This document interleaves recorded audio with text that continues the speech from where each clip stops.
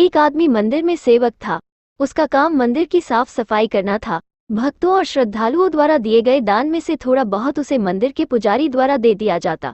इसी से उसकी गुजर बसर चल रही थी। वो अपनी जिंदगी से बहुत परेशान और दुखी था। मंदिर में काम करते करते वो दिन भर अपनी जिंदगी को लेकर शिकायतें करता रहता। एक दिन शिकायत करते हुए वो भगवान से बोला, भगवान जी, आपकी जिंदगी कितनी आसान है। आपको बस एक जगह आराम से खड़े रहना होता है। मेरी जिंदगी को देखो, कितनी कठिन जिंदगी जी रहा हूं मैं। दिन भर कड़ी मेहनत करता हूं, तब कहीं 2 जून की रोटी नसीब हो पाती है। काश मेरी जिंदगी भी आपकी तरह होती। उसकी बात सुनकर भगवान बोले, तुम जैसा सोच रहे हो वैसा नहीं है। मेरी जगह रहना बिल्कुल आसान नहीं है। मुझे बहुत सारी चीजें देखनी पड़ती है, बहुत सी व्यवस्थाएं करनी पड़ती है। ये हर किसी के बस की बात नहीं है। भगवान जी, कैसी बात कर रहे हैं आप?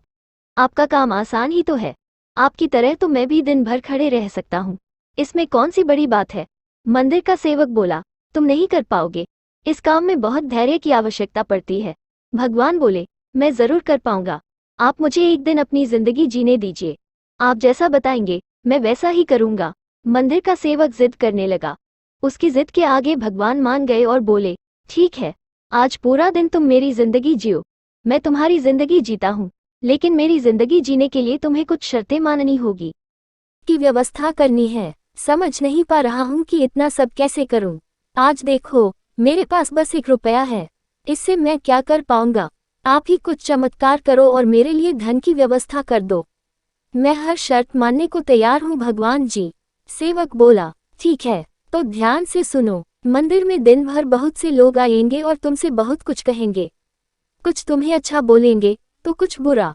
तुम्हें हर किसी की बात चुपचाप एक जगह मूर्ति की तरह खड़े रहकर धैर्य के साथ सुननी है और उन पर कोई प्रतिक्रिया नहीं देनी है। सेवक मान गया। भगवान और उसने अपनी जिंदगी एक दिन के लिए आपस में बदल ली। सेवक भगवान की जगह मूर्ति बनकर खड़ा हो गया। भगवान मंदिर की साफ सफाई का काम निपटाकर वहां से चले गए। कुछ समय बीतने के बाद मंदिर में एक धनी व्यापारी आया। भगवान से प्रार्थना करते हुए वह बोला, भगवान जी, मैं एक नई फैक्ट्री डाल रहा हूँ। मुझे आशीर्वाद दीजिए कि यह फैक्ट्री अच्छी तरह चले और मैं इससे अच्छा मुनाफा कमाऊं। प्रार्थना करने के बाद वह प्रणाम करने के लिए नीचे झुका तो उसका बटुआ गिर गया। जब वह वहां से जाने लगा तो भगवान की जगह खड़े मंदिर के सेवक का मन हुआ कि उसे बता दे कि उसका बटुआ गिर गया है, लेकिन शर्त अनुसार उसे चुप रहना था। इसलिए वह कुछ नहीं बोला और खामोश खड़ा रहा।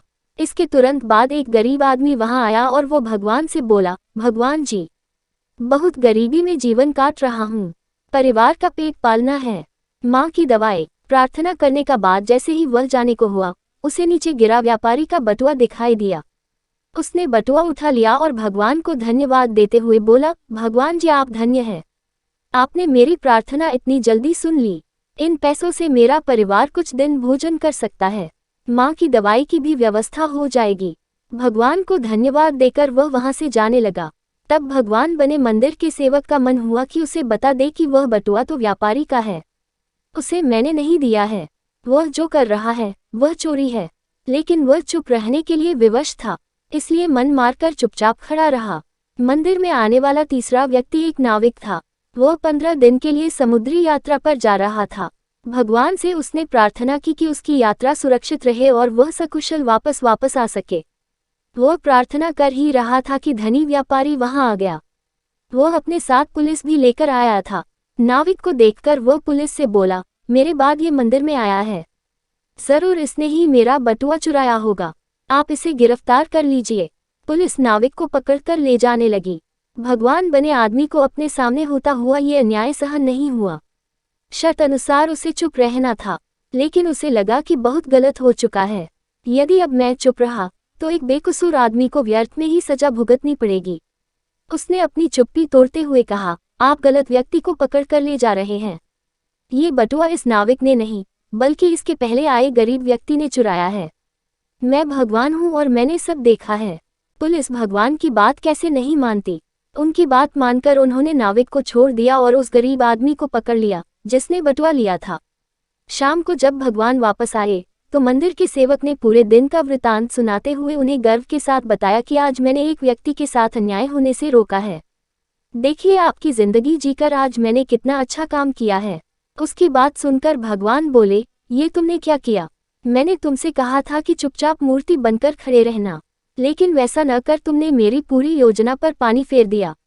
उस धनी व्यापारी ने बुरे कर्मों द्वारा इतना धन कमाया है, यदि उसमें से कुछ पैसे गरीब आदमी को मिल जाते तो उसका भला हो जाता और व्यापारी के पाप भी कुछ कम हो जाते।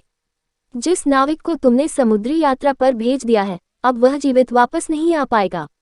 समुद्र में बहुत बड़ा तूफान आने वाला है, यदि वह कुछ दिन जेल में रहता तो कम से कम बच जाता। सेवक को यह सुनकर एहसास हुआ कि वह तो बस वही देख पा रहा था जो आंखों के सामने हो रहा था, उन सब के पीछे की वास्तविकता को वह देख ही नहीं पा रहा था। जबकि भगवान जीवन के हर पहलू पर विचार अपनी योजना बनाते हैं और लोगों के जीवन को चलाते हैं। हमें इस कहानी से यह सीखने को मिला कि हम सब भी भगवान की योजनाओं को समझ नहीं पाते। जब हमारे साथ कुछ गलत हो रहा होता है या हमारे हिसाब से कुछ नहीं हो रहा होता है तो अपना धैर्य खोकर हम भगवान को दोष देने लगते हैं। हम ये समझ नहीं पाते कि इन सब के पीछे भगवान की कोई न कोई योजना छुपी हुई होती है। ऐसे समय में हमें भगवान पर विश्वास रखकर धैर्य धारण करने की आवश्यकता है। इसलिए चिंता न करें, यदि आपकी मर्जी से कुछ नहीं हो रहा तो इसका अर्थ है कि वह भगवान की मर्जी से हो रहा है, और भले ही देर से ही सही, भगवान की मर्जी से सब अच्छा ही होता है। तो दोस्तों, यह कहानी यदि आपको अच्छी लगी तो एक लाइक जरूर करें, और इस तरह की कहानी सुनाने के लिए इस चैनल को सब्सक्राइब करें और बेल आइकन प्रेस करें।